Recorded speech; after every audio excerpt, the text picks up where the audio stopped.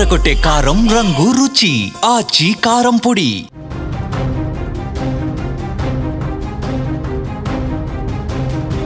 Jubilee hills ఉప ఎన్నికలో Congress party ఘన విజయం సాధించింది.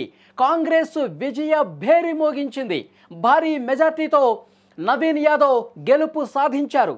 దాదాపు 25,000 మెజార్టీతో నవీన్ యాదవ్ విజయం సాధించారు. రౌండ్కి తన మెజార్టీ పెంచుకున్న పరిస్థితి ఉంది.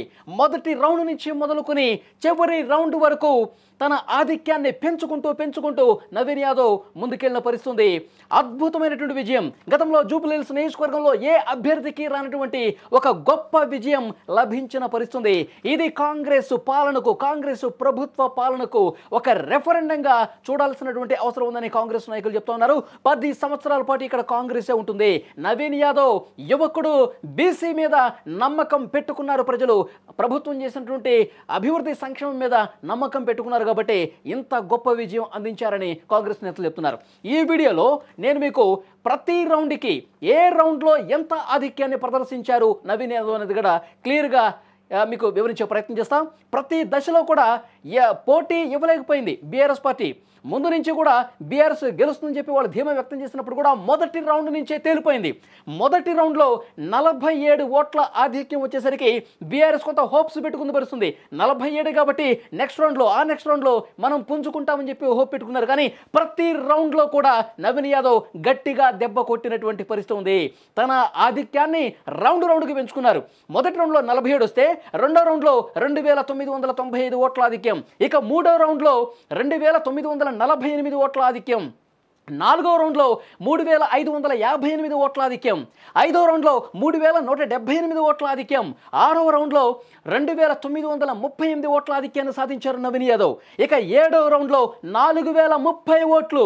ఎనిమిదవ రౌండ్లో 1,876 ఓట్ల ఆధిక్యం.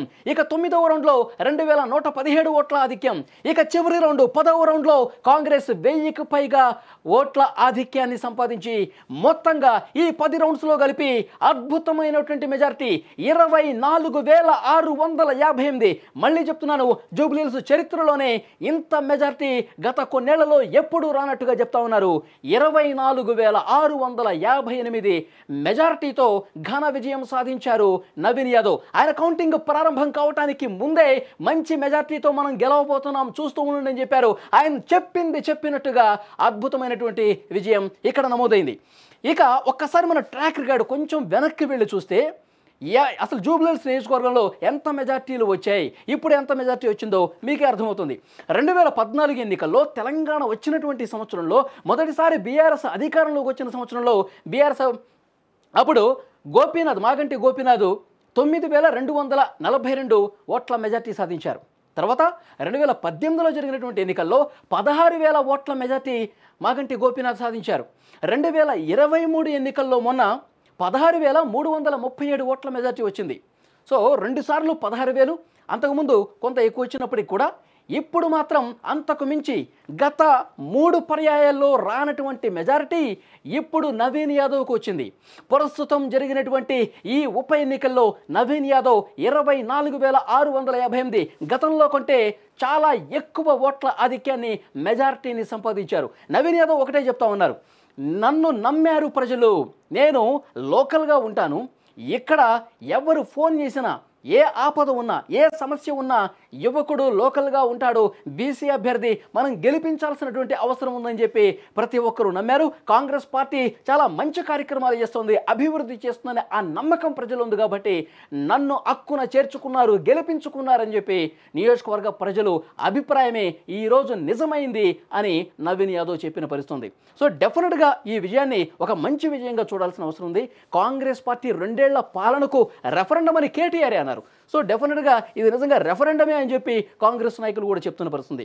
ఇక్కడ ఇంకొక ముఖ్యమైన విషయం, 3వ స్థానంలో ఉన్నటువంటి భారతీయ జనతా పార్టీ ఇక్కడ వాళ్ళ ప్రత్యర్థులు విమర్శించినట్టుగానే డిపాజిట్ గల్లంతైనటువంటి పరిస్థితి ఉంది. ఈ నవీన్ యాదవ్ గెలుపు తర్వాత, ఘన విజయం క్లారిటీ వచ్చిన తర్వాత తెలంగాణ భవన్లో కేటీఆర్ కూడా మాట్లాడారు. మేము సమీక్షించుకుంటాం, ఈ కాంగ్రెస్ పార్టీ అభ్యర్థి విజయం సాధించారు, మేము దాన్ని యాక్సెప్ట్ చేస్తున్నాం. ఈ 2 ఏళ్లలో బీఆర్ఎస్ మంచి పాత్ర పోషించింది, మాగంటి సునీత చాలా బాగా పోరాటం చేశారు. ఇదే విధంగా మా పనితీరు మెరుగుపరుచుకుని ఇంకా ముందుకు పోతాం, భవిష్యత్తులో బలమైన ప్రతిపక్షంగా పనిచేస్తాం అని కూడా కేటీఆర్ నవీన్ యాదవ్ విజయాన్ని స్వాగతించినటువంటి పరిస్థితి ఉంది.